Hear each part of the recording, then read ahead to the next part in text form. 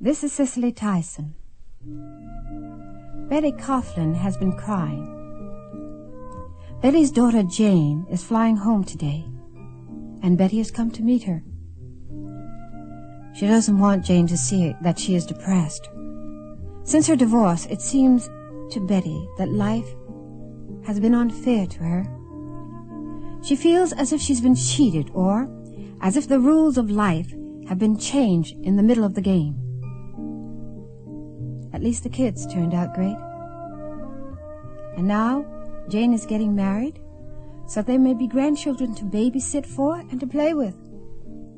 On the way to the luggage claim area, Betty stops to study herself in a candy machine mirror. She forces a smile onto her face. It doesn't look very convincing, but it's the best she can do right now. Maybe that smile will look a little more sincere once she and Jane have spent some time together. After all, this is only the beginning of our story.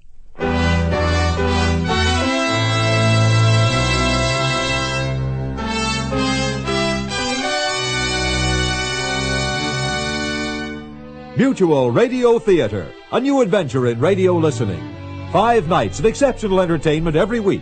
Brought to you in Elliott Lewis's production of the Mutual Radio Theater. Our story, A Visit Home by Patricia Joyce.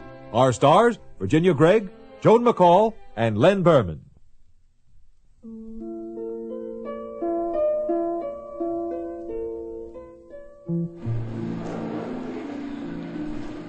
That's Betty's daughter Jane over there. She's the worried-looking young woman with the short brown hair.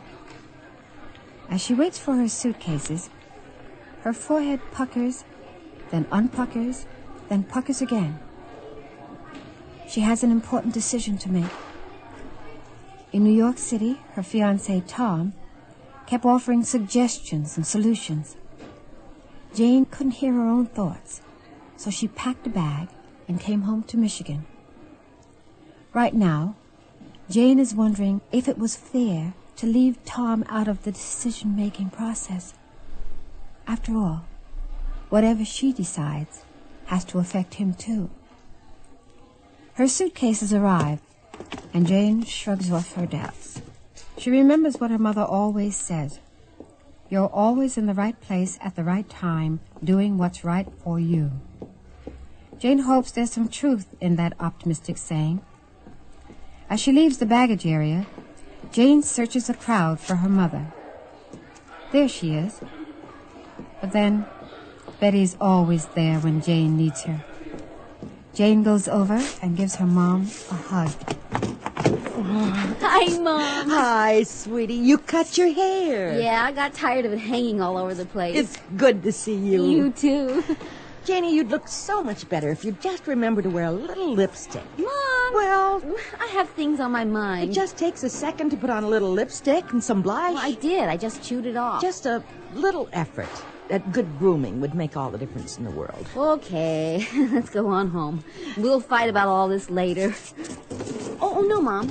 I'll get the bag. Oh, this one's light. No! You do like my hair, don't you? Very much. Hooray! I saved some articles in the Culverton Chronicle that I thought might interest you. Oh, yeah? Didn't you know Julia Pickering? Yeah, sort of. Well, she had a baby boy, her second. Her husband works for Chrysler. Or is it GM?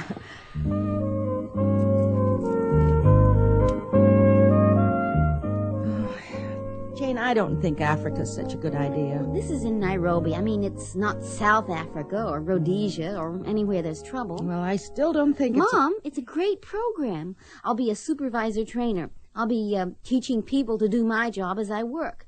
I'll work in the tractor assembly plant. Then I'll work in the fields with farmers, teaching them how to use and maintain the equipment. Mm-hmm. I mean, it's a great job. It satisfies all my fantasies about doing good deeds for other people, you know, helping the masses and all that. Sometimes those jobs can be pretty frustrating. I know. I just don't think it makes any sense. You have a good situation with Tom now. Who knows how he'll feel if you run off to Africa for a few months. Well, I'd have to stay at least 3 years. Well, that's silly. I'll make good money. It satisfies my greedy, materialistic side, too.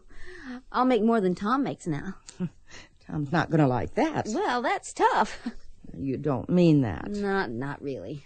A lot of these new ideas don't work too well in practice. Men still want to be the strong ones. Tell me about it. Besides, why start off a marriage with a 3-year separation? I know. I keep thinking, what's the point of a good job without having someone around to share it with? Oh, it's really a mess. Tom's hysterical. Look at all these other girls. Julie Pickering's got 2 children. Cindy Wolf has 4. Yeah, but those girls were the ones who married guys who worked for the car companies and lived their parents' lives. And look at my friends. Rocky's going to be an eye doctor in Chicago, and Andy has a farm in the Thumb Country. Linda's a sales manager in New Jersey, so why shouldn't I be a factory supervisor in Kenya? If that's the way you want it. Oh, Mom, I don't know what I want. You know that. I feel sorry for Tom. He wants us to buy part interest in a nursery. Oh, that sounds nice. It's not exactly the most productive thing that I can do with my education. Sometimes we have to make sacrifices for the sake of the family. I'm willing to make some sacrifices, or maybe compromises is a better word. I already gave up a good job here to move to New York for Tom. But with this African job, I don't know if I can do that. What about children? I think I want kids. Well, I should hope so. But you know what scares me, Mom? I'm afraid that if I have to spend all my time looking after kids and Tom, and never getting to do what I want to do... Oh, you won't mind after a while. What if I do? What if I resent the kids and Tom and start hating my life? Oh, you wouldn't. How do you know what I do? Well, you just wouldn't, that's all. Maybe you wouldn't, but we're 2 different people. Mom, it scares me to death to think of how I'd feel if I were in your shoes, spending my whole life looking after my family. Then, when I get older, the kids grow up and go off, and my husband reverts to his second adolescence and divorces me. I'm sorry. Well, you can't own people, dear. You have to let them go their own way. Wait till you see what I got for dessert. Hot fudge. You'll see. Coughlin residence. Hi, Betty. How are you? Oh, hi. How are you? All you right. want Janie? You guessed it. It's Tom for you. Hi. Hey. What's up? Guess what, Princess? They came down in price on that nursery property? No, it's bad news. I can't wait. I'm at the hospital. What? Are you okay? It's so dumb. You're not going to believe this. Are you okay? Sort of. What happened? I burned myself. Oh, honey, is it bad? Let me finish. Okay. I was making a TV dinner, and I was listening to the radio, and I was wondering about you and this new job, so I wasn't paying too much attention to what I was doing. Mm-hmm. Well, I dropped, I was taking the TV dinner out of the oven, and it fell on my leg. Oh. I had on my jogging shorts, so there wasn't much protection. I have second-degree burns from the creamed spinach. Oh, honey. It looks pretty bad. Well, what should I do? Should I come back? It's no big deal. No, I can. Hey, don't you dare. They're going to patch me up and send me home. Roger and Jill brought me in. They'll get me whatever I need. You're sure? I wouldn't have called if I thought you'd worry. Well, of course I'll worry. I just thought you'd get a kick out of what all this worrying over your job made me do. Oh, so it's my fault. I didn't say that.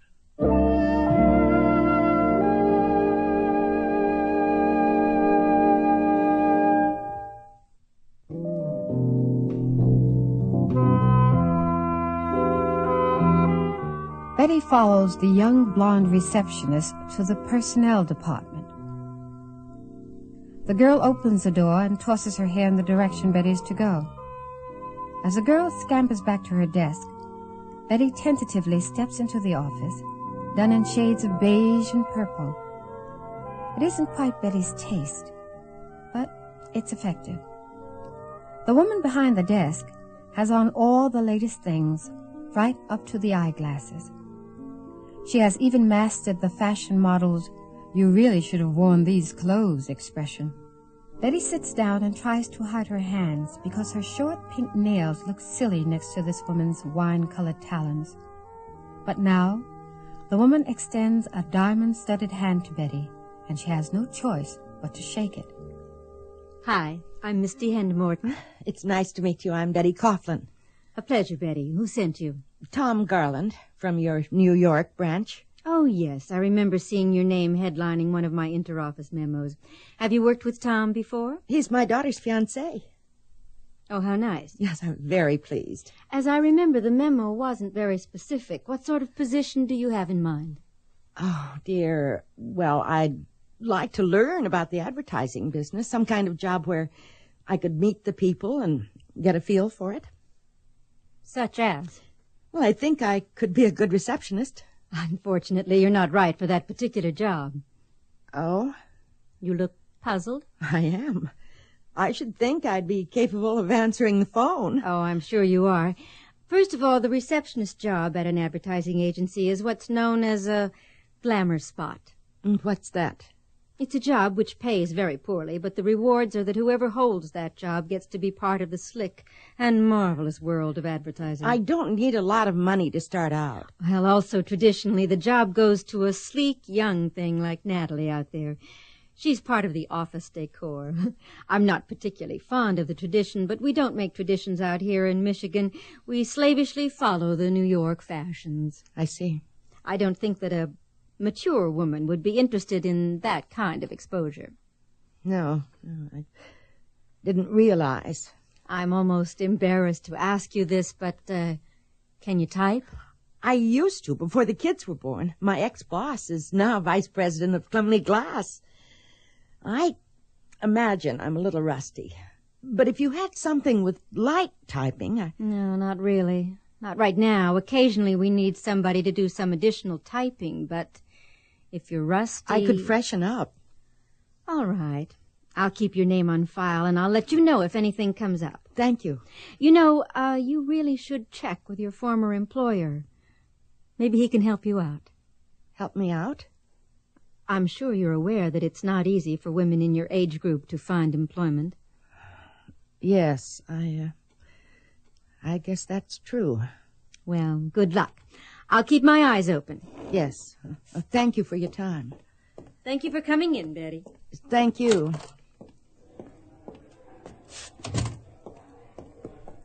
Hi. Hi. Where are you going? Out. Did you get rejected, too? I think so. Well, then you did.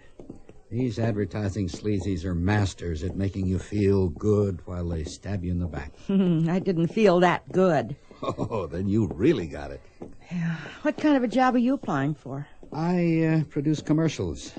I was showing them my demo reel. These sleazies only hire their favorites and the guy who can grease the palm. Through here. Pardon? This is the way out. Believe me, I'm a guy who always knows the way out. I'm sure you're being a little bit too hard on yourself. Well, I'm as good as these guys they hire. I had the funniest impression when I was in there. Oh, yeah? Yeah, I thought that the woman who interviewed me hated her job and her life. Of course, I'd like to make some money, but I suppose I might not have been happy there. What kind of a job are you looking for? Oh, you know, answering phones, light typing, something like that. Maybe I could find you something in commercials. Sometimes they need a Gal Friday type person. Oh, that might be fun. How can I get in touch with you? Betty Coughlin. It's the only one in the book. Oh, I'm Mickey Ryan. Maybe we could have dinner and talk it over? My daughter's visiting. Oh, she won't care. How do you know? Ask her and see if I'm right.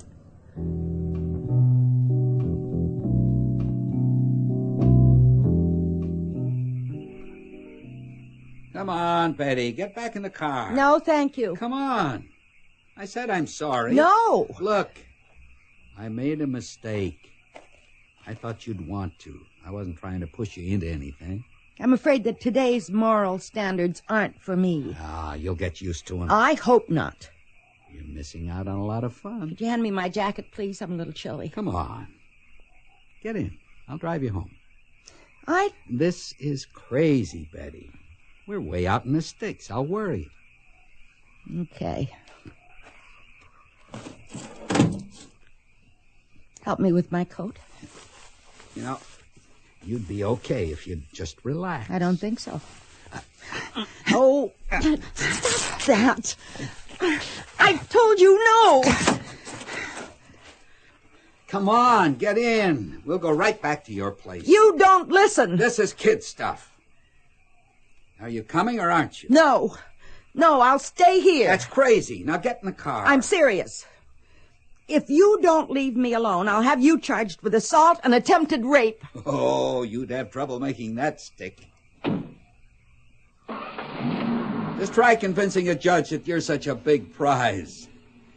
Oy, that's what I get for trying to help you out.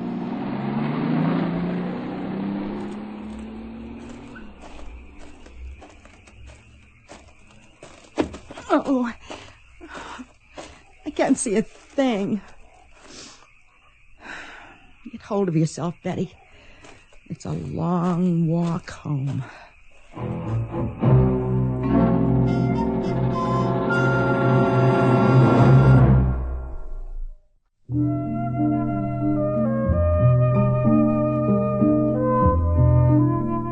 It was late when Betty started home.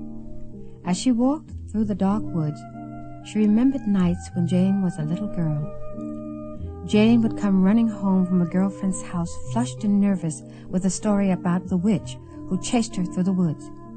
Even though she knew there was no witch, Betty felt the primitive power of the woods, and it scared her. She felt a creeping tug on her leg. Then she realized it was nothing more than a run in her hose. After what seemed like hours of walking, Betty came to a gas station.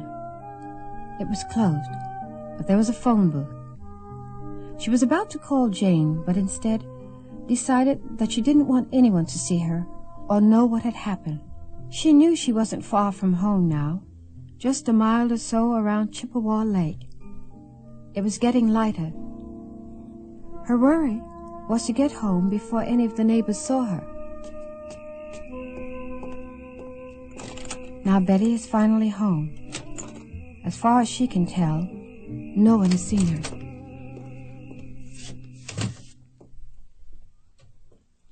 Mom? Oh, you scared me. Sorry. I was waiting up. What time is it? Oh, I'm not sure. It's early. Mom? I want to get my robe. Mom, wait. Are you just getting back? Yes. Oh. Well, it wasn't like that. I guess he thought I was a different kind of person. I got out of the car way out in the middle of nowhere. He just left you there? We'd had a couple of drinks. Why didn't you call? It was dark, and the houses were way off the road, and I was afraid of watchdogs. What was that guy's name again? I want to get the police on him so fast. Oh, now, Janie. Mom, we can't let him get away with it. He didn't do anything. You're sure? I think I'd know, dear. I mean, you're not glossing over anything to not upset me? No. Just a misunderstanding. I did tear the lining of my suit coat, I think. Oh, I did. But it's on the seam. How can you be so damn calm? It happened several hours ago, and it's over. I just wish I weren't so darn tired. Oh, dear. You really shouldn't let him get away with it. What if the next lady isn't so lucky? Oh, Janie, be quiet. The louse, the scum! Janie! What am I supposed to say? Gee, it's too bad he wasn't very nice. Well, I know it isn't very ladylike, but I'd like to wring his fat, lumpy neck. No, it's not his fault. I'm just not as sophisticated as some of these women. What do you mean? Oh, well, I've only been with your father, of course. I think it's a little late for me to start experimenting around. Well, you wouldn't want to experiment around anyway. You're just not that kind of person. You have too much self-respect. Mom, what's wrong? Sylvia and Bob Richards just spent $2,300 on plumbing. Well, so what? I'm so darned afraid that something like that will happen here to our plumbing. Oh, Mom. I tried to save out of the alimony checks. I clipped coupons, but there's always something I need, and I never save enough. Mom, I'll send you the money. No, you and Tom have your own life. Well, don't be silly. It's the least I could do. Dad or Pete would help, too. I don't want any help. Well, why not, Mom? You've given so much time to us. Don't you think we'd be happy to do whatever we could? I don't want to be a burden on my children. Oh, don't even think that. But I do. Oh, Lord. What a lousy deal for you. All that work for us and nothing to fall back on. I don't regret a minute. I know. Besides, I've got you. I wouldn't have you to talk to now if I'd gone running off after some career.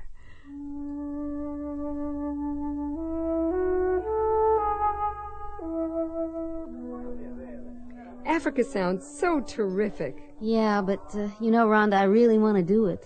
More than anything. What happens after the 3-year stint? Well, I can stay in Africa or come back to one of the American plants. Theoretically.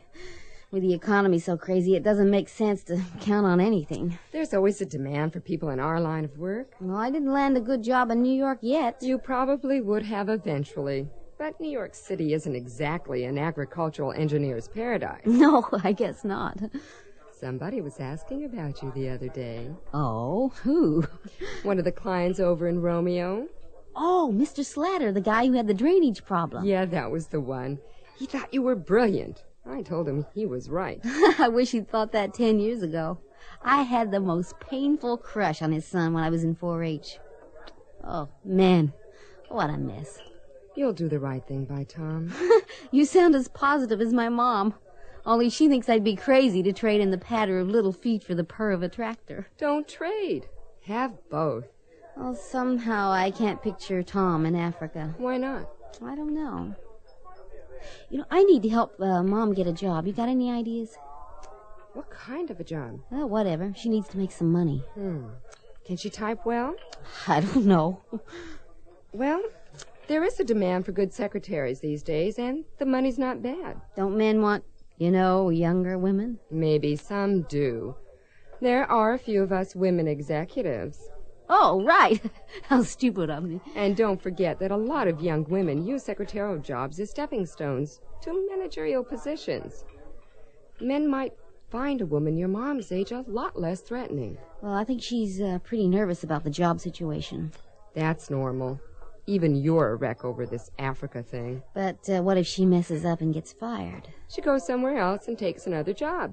Eventually, she'll find a place where she's comfortable. I guess.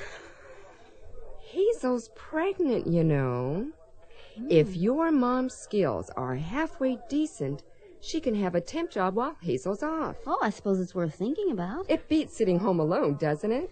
I don't know if Mom wants to work 9 to 5.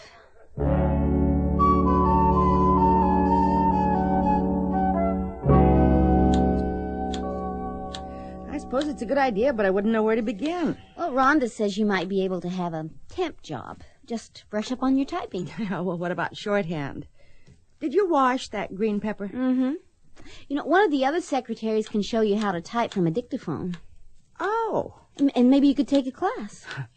The only classes I know about are the ones you do through the mail. The ones that advertise on matchbook covers. Oh, Mom.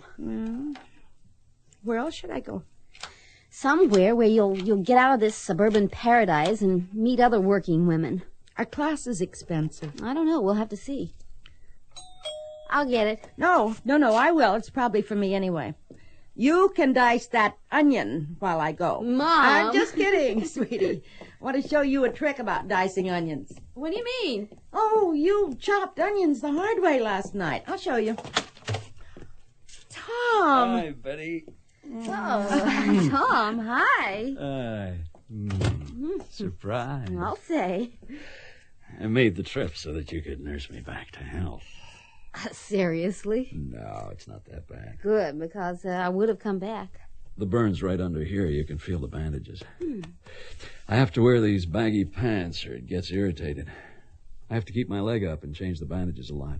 They gave me some time off work, so here I am. Did the flight hurt you? Not really, except that it was pretty funny trying to change my bandages in those tiny washrooms.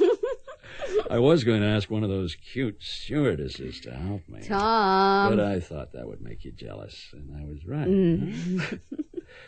Anyway, Princess, I've got great news. Oh, what? I bought that nursery property. You bought it? He came down to my price, so I grabbed it. We'll live happily escrow after. You didn't check with me. I wanted it to be a surprise. Oh, it's not really ours yet. We're in escrow. And then, of course, there are the wonderful mortgage payments. Tom, that was crazy. I don't know what I want to do about the African job, and here you are forcing me to take something I don't want. You said you wanted it. I said I'd consider it. I don't know whether you're trying to make me feel guilty or what, but I don't like it. Cicely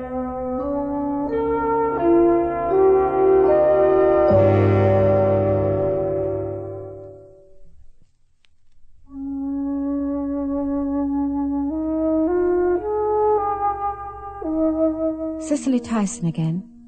And here's the fourth act of A Visit Home. I thought you'd be happy about the nursery. Maybe you don't know me very well. Janie, Tom's just trying to help. Oh, really? You know I am. Right. First, back in New York, you wouldn't let me hear myself think, so I had to come out here. Then you put a guilt trip on me about your burn, and now this ridiculous nonsense about the nursery. Plus, you've come out here and Maybe that's Tom's way of letting you know he loves you. Mom, you're the one who says you can't own people. I think if someone really loves you, they let you go your own way. We don't always know what's best for us, do we? Speak for yourself, Mom. She can be very difficult at times.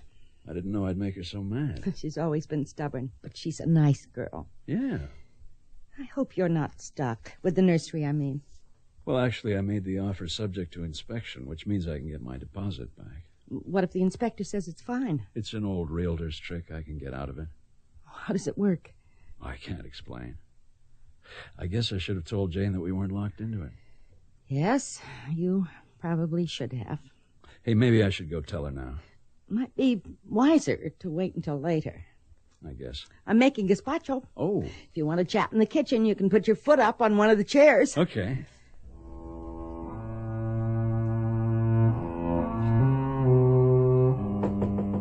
Come in. Hey, princess. I'm not a princess, and I don't want to become one. Hey, Jane, look what I brought you. What's this, another bribe? Your mom said hot fudge with vanilla's your favorite. Except for the calories. Hey, I'm just trying to make you happy. Oh, I know. Anyway, here.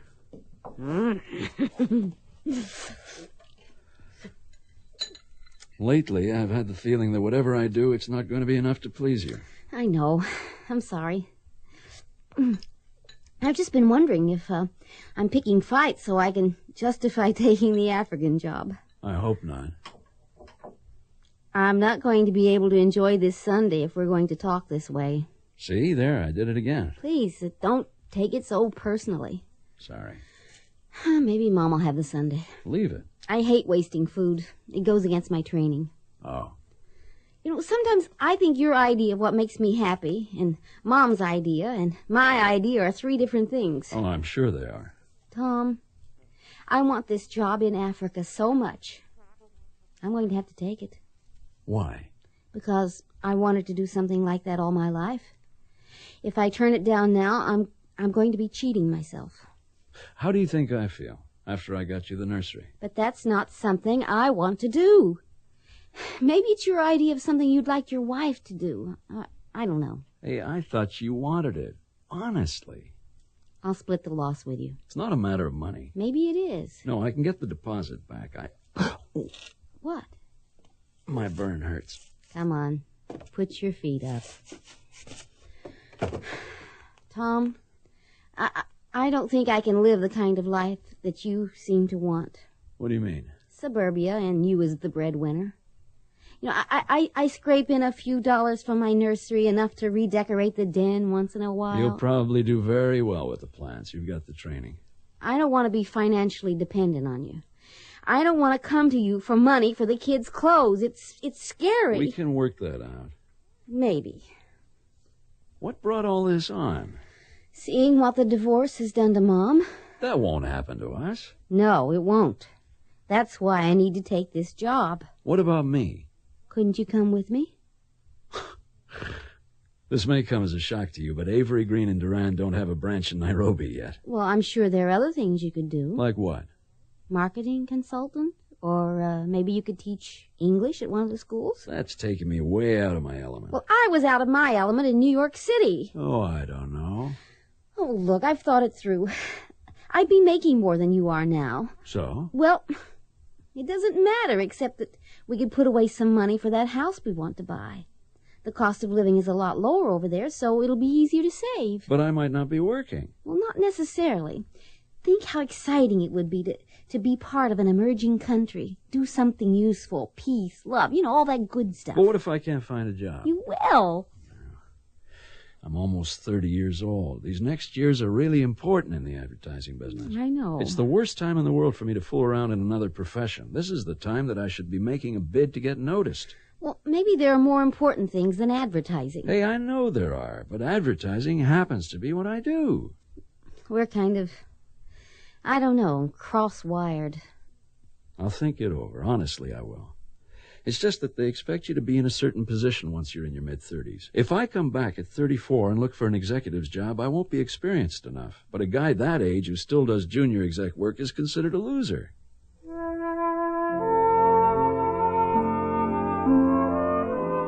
I just don't think I'm a very good example, Jane. What do you mean? Not a good advertisement for marriage. Because you're unhappy? Oh, I'm happy enough. But this is the bad side of marriage. While you and Pete were growing up, things were different. Yeah, I know. I think you look at me and say I don't want to end up like her, and that hurts my feelings. Now, Mom, that's silly. I don't think so. Mom, I don't want to spend 20 or 30 years raising a family and then be left on my own with nothing to fall back on. Nobody does. It's a very tough situation that you're in. But it doesn't happen to everyone. I know, Mom. I feel really awful that you have to deal with changing your life all around. I don't like to see you hurt, but it doesn't mean that I don't love you or that I wouldn't be there if you needed me, just like you've always been there for me. See, sweetie, that's why having a family is so important. You have people to care for and who care for you. Oh, I want a family. Look at you.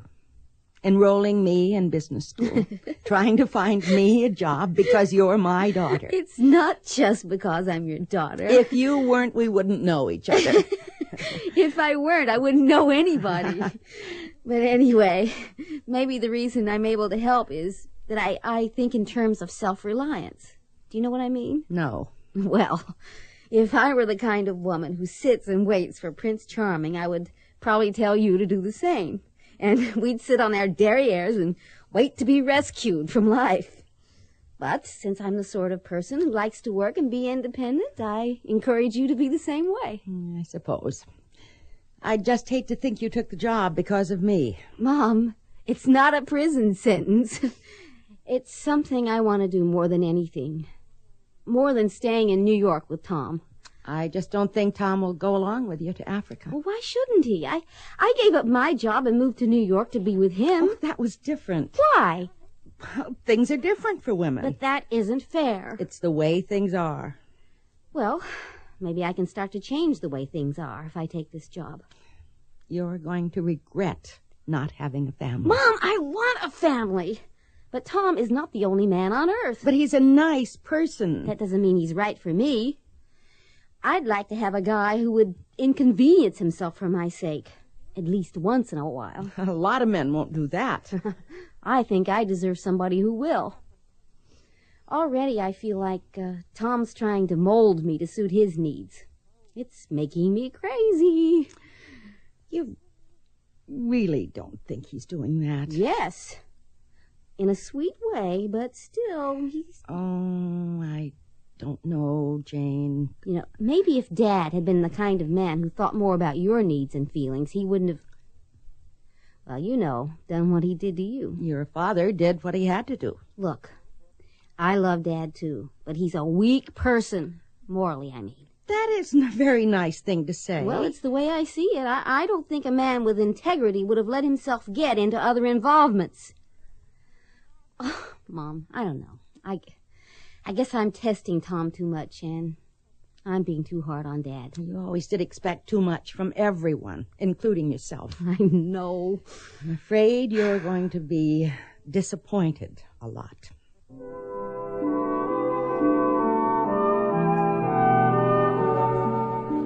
Flight 432 for New York City is now boarding at Gate 2A.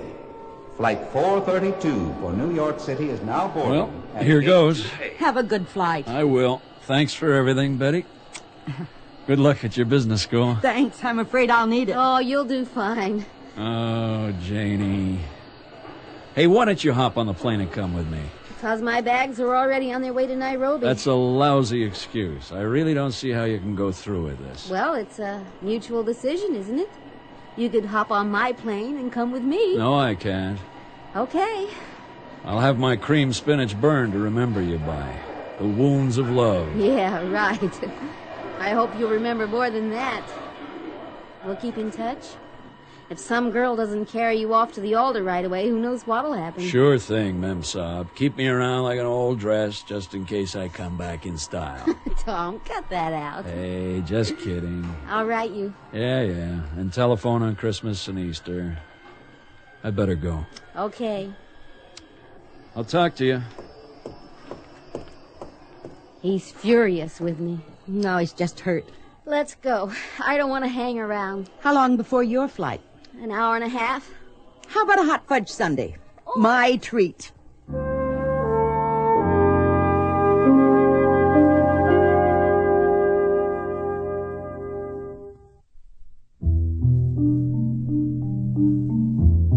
Although the flight to London was crowded, Jane slept most of the way. She decided that she must have been emotionally drained and needed the rest. She spent the night in a hotel near Heathrow Airport and then caught her flight to Kenya. There weren't many other passengers, and Jane was lucky enough to have a whole row of seats to herself. She turned her headset to sad, romantic airplane music. As she listened, she went back over all the nice times she had with Tom. She cried over each one as much as she had to. Then she worried about her mom, about the woman's loneliness and her pain in adjusting to a new life. Jane cried over that, too. She fell asleep again, somewhere over the Sahara. And now, she's just awakened. The plane is coming into Nairobi. Below her, she sees the new modern buildings of the central city and the surrounding shanty towns. Beyond the city itself are the raw African plains. There's a new frontier down there, and Jane is already feeling that she is part of it.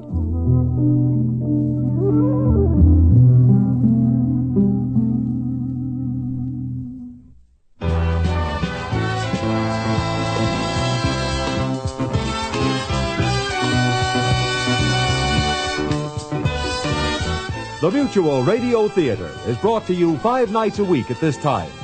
Tonight's original radio play, A Visit Home, was written by Patricia Joyce and produced and directed by Fletcher Markle. Your hostess was Cicely Tyson. Our stars were Virginia Gregg, Joan McCall, and Len Berman.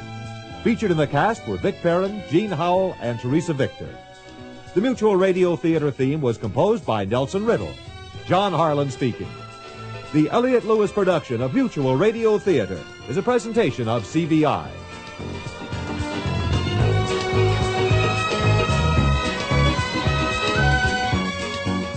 Mutual Radio Theater has been brought to you by Sears, a name that means quality and value. A name that you can count on for service and dependability. Sears, where America shops for value. This is Leonard Nimoy. Listen to us tomorrow. I've got another story of adventure about men and women defying the odds. Listen here tomorrow.